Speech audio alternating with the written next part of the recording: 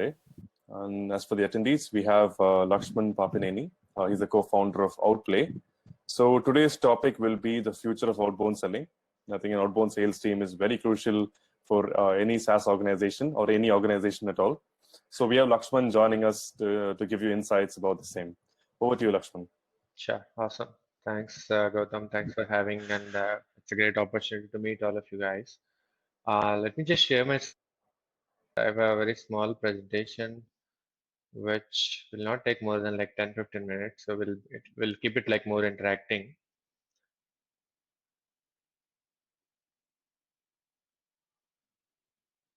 Okay, are you able to see the screen? Visible, yeah. Okay, so I'll have to put in presentation mode. Okay, this is good, right? You're able to see it, right? Yes, it's good, yeah. Okay, sure. So let's talk about sales in general, right? So outbound, inbound, yeah, outbound sales is kind of really important. It's kind of the most fastest and predictable way to grow your SaaS or services, whatever the business is, right? So now, but because of the new normal that we are in, it's not outbound, but even the inbound sales also has kind of significant changes on how you handle your inbound leads. So though it says outbound selling, but whatever the topics that I'm discussing here, it's more about the future of sales altogether, right? So the sales is changing rapidly, as we know that anyway the sales is kind of completely different in 2020, and especially because of the pandemic that we are in, where you can't really go out and do door-to-door sales, even if it's an enterprise deal. Now the situation is everyone has to sit in front of a Zoom or a phone call and do that. So in that way, sales is like changing very rapidly than what we have predicted earlier. And the future of selling altogether, not just the outbound, but the overall future of sales is dependent on two major factors going forward.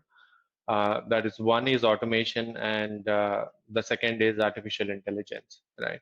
So let's talk about how these two things will impact the overall selling experience, or how your sales teams has to strategize and plan how you sell your products or the services. So why automation is required, right? So there is another debate in the space, like you should not be automating much. People buy from people and all that stuff, which is very true. But when it comes to what type of things that you can automate, you want your sales teams to focus on what is more valuable for it. Like talking to customers and bringing in revenue is more valuable, which means that you want your sales teams to do those activities which will bring you revenues, and all non-revenue generating activities can be automated. That's what I mean by automation. And what's happening right now, if you look at the data and if you look at even your own sales team, if you're using any tools, only 1/3 of their time actually goes into talking to your prospects or the customers, and the other 3/4 is going into non-revenue generating activities. So those could be updating your CRMs, updating your notes, or sending them those emails manually, sending them calendar invites manually. A lot of non-revenue generating activities that you can see overall if you look at the activities. And benefits of bringing in the automation, right? So there are a lot of benefits where you can bring the automation very wisely. I don't mean to automate everything, but bringing in that precise automation will reduce your sales cycles by 18%. So this is all the data gathered from a lot of sales researchers and the data that we have in Outplay, where we have a lot of customers using the sales engagement platform Outplay for their activities. And the data shows that it will reduce your sales cycles by 18% and your deal closure rates by 30%. It increases by 30%.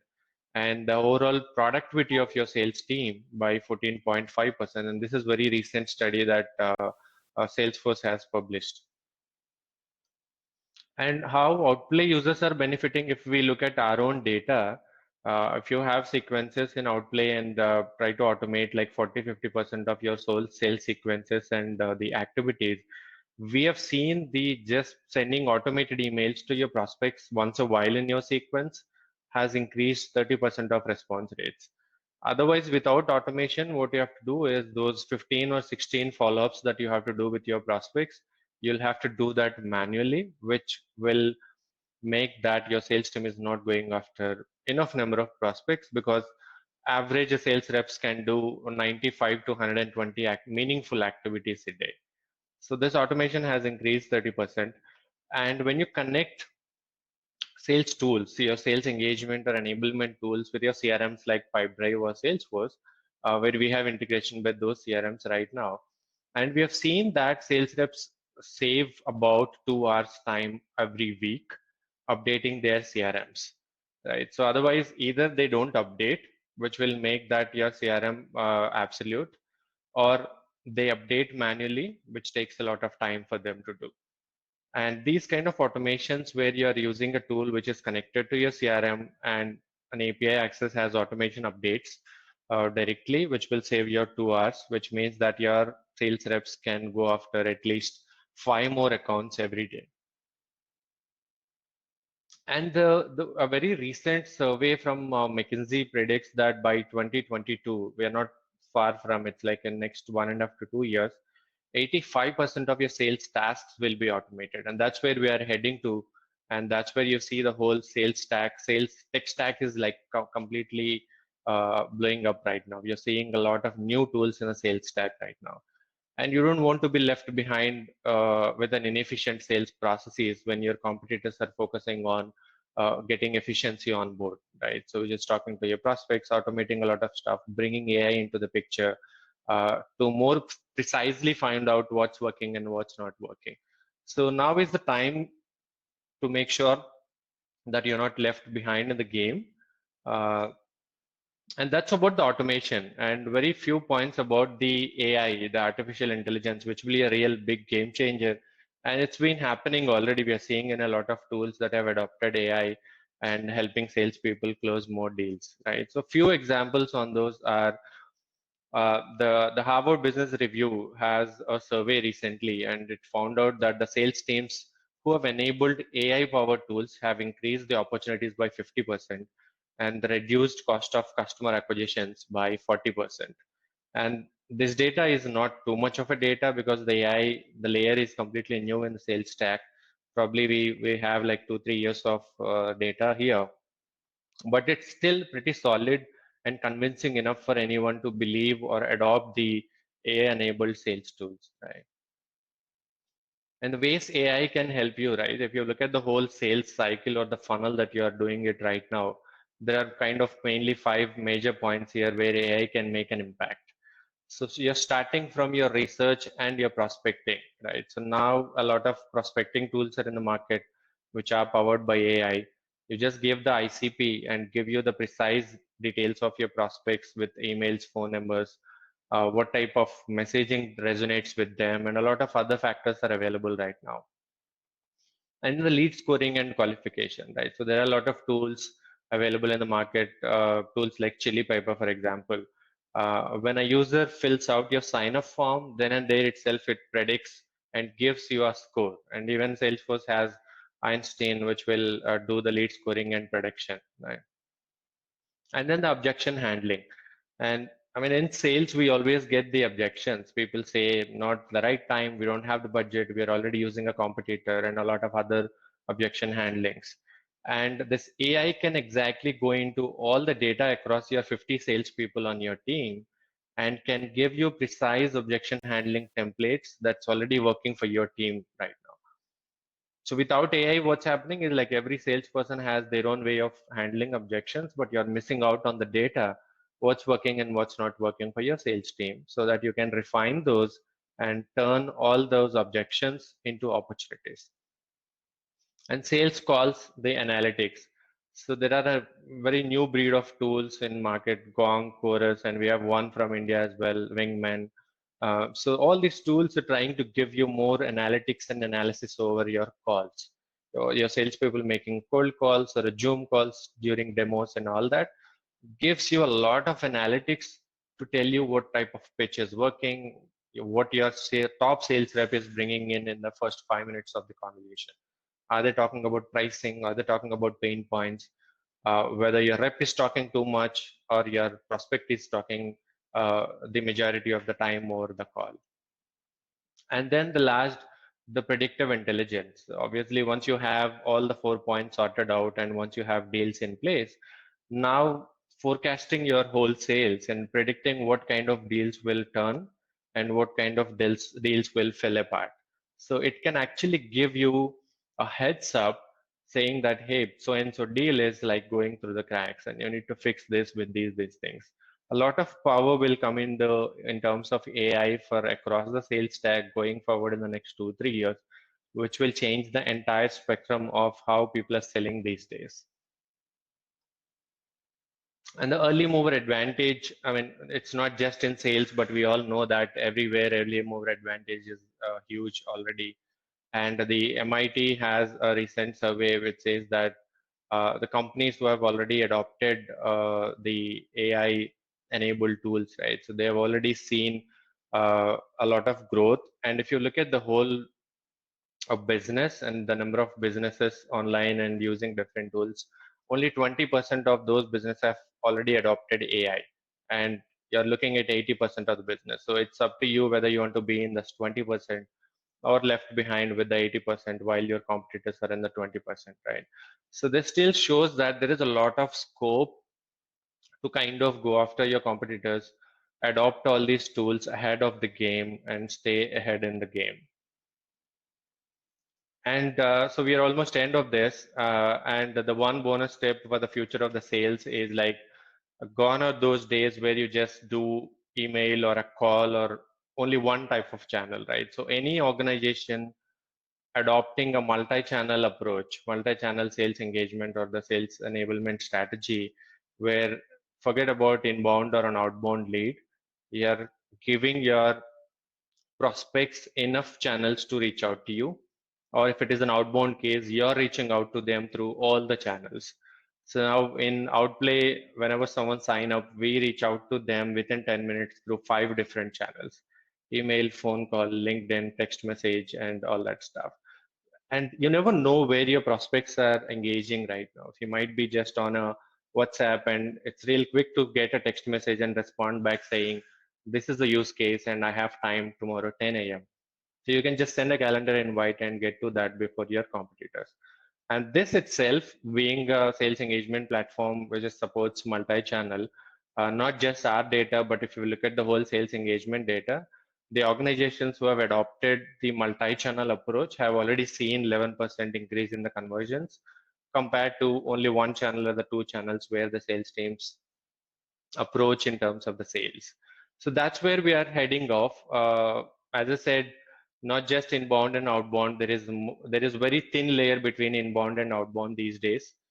Even in your inbound prospect has also filled 5 or 6 different demo forms on your competitor sites, right? So it's not just one demo form that he or she just filled it.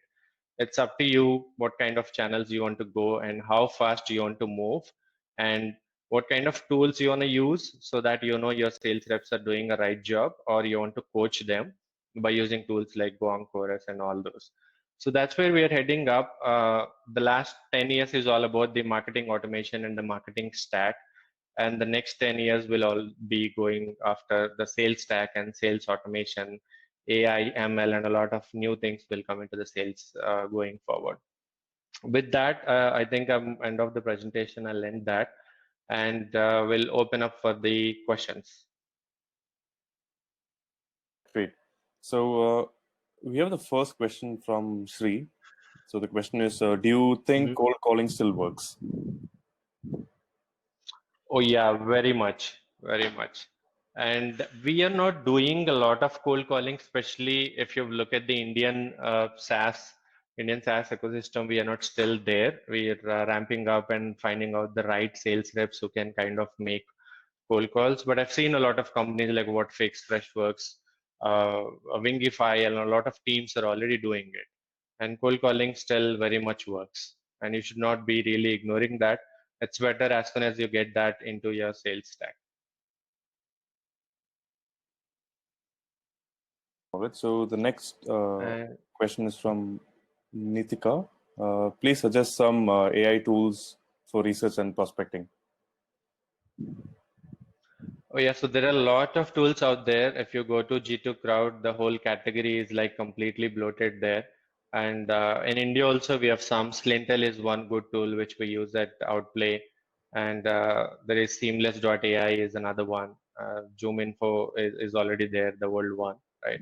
And a lot of new breed of research and prospecting tools are coming up in AI. But it all about what kind of tool that you're, I mean, what kind of the product that you're selling to which geography. Some tools are strong in a particular geography and some are not. So you can just go to G2 Crowd and figure out what works best for you. All right. We have another one by Prateek Singh. What is the sales process for outbound sales? We are heavy on outbound at Outplay. We use our own tool to do outbound. We have about a team of 5 sales reps, and we use a bunch of data tools, as I said, Slintel, Zoom Info, and all these tools. And we have a lot of sequences and calls. LinkedIn, as I said, the multi-channel approach. So in our case, we give about 15, 20 accounts per day for the sales rep. They go and pick 4, 5 contacts in each of those accounts, put them into sequences, call them, send them a LinkedIn message, send audio, video messages on LinkedIn and emails. So it's all about you have to stand out from the other people that they're doing, right? If you go and touch any CXO, they get about 50 to 100 cold mails every day, be it cold mails or LinkedIn messages. So you really have to stand out from that crowd to be able to get those response rates.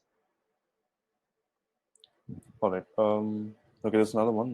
What are some of the best outbound practices to follow? A lot of them, and the ones that I've covered already are part of that, right? So the best outbound practices are always personalize your messages and not just send a template to everyone, which is same like anyone can do it, and adopt those multi-channel approaches.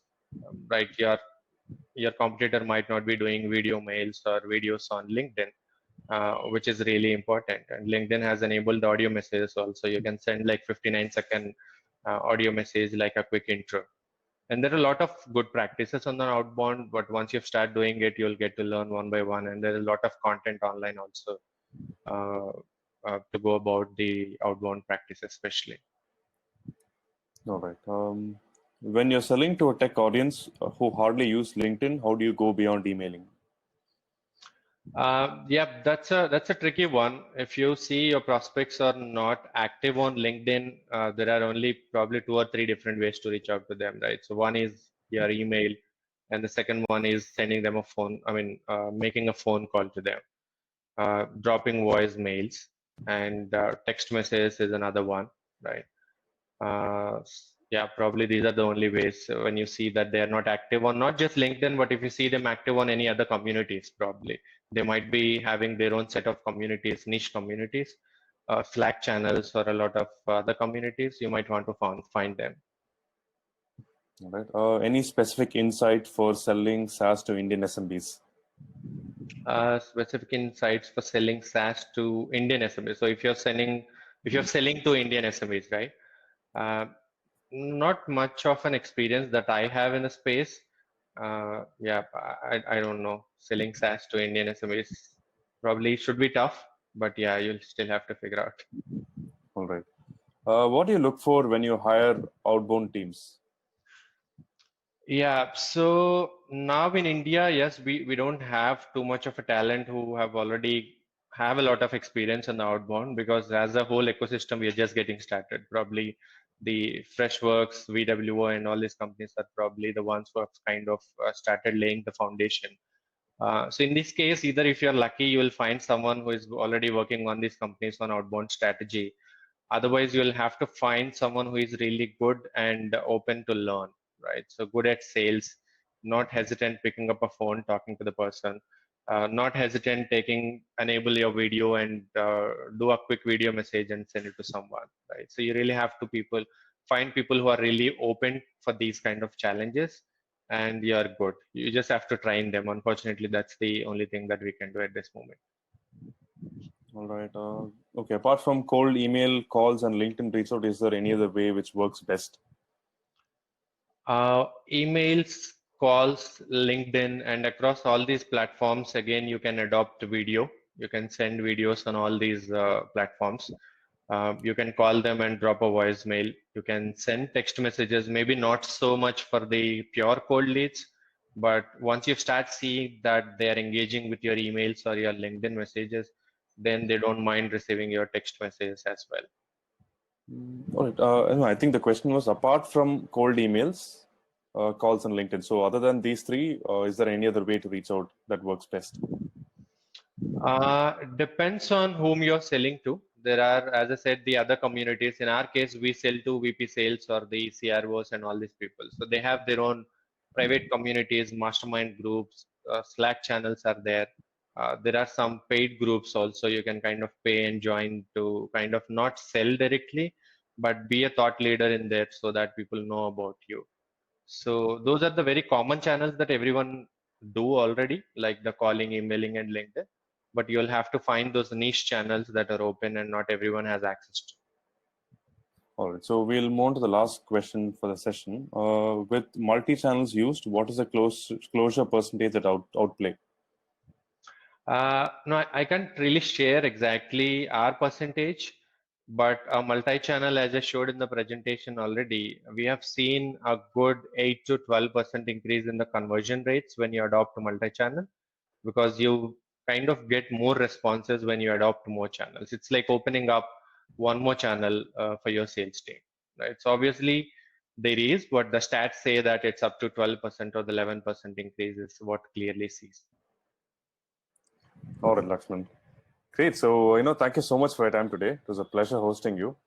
Awesome. Thanks a lot. Thanks for the opportunity. I think there are some unanswered questions. Feel free to email me. My email address is lax@outplayhq.com, or you can find me on LinkedIn. I'm happy to answer your questions over there. Sure. All right. And as for the attendees, we have another set of sessions coming up. So you can click on the sessions icon on your left-hand side. So you'll have around 4 to 5 sessions. You can join the session of your choice. And in the chat,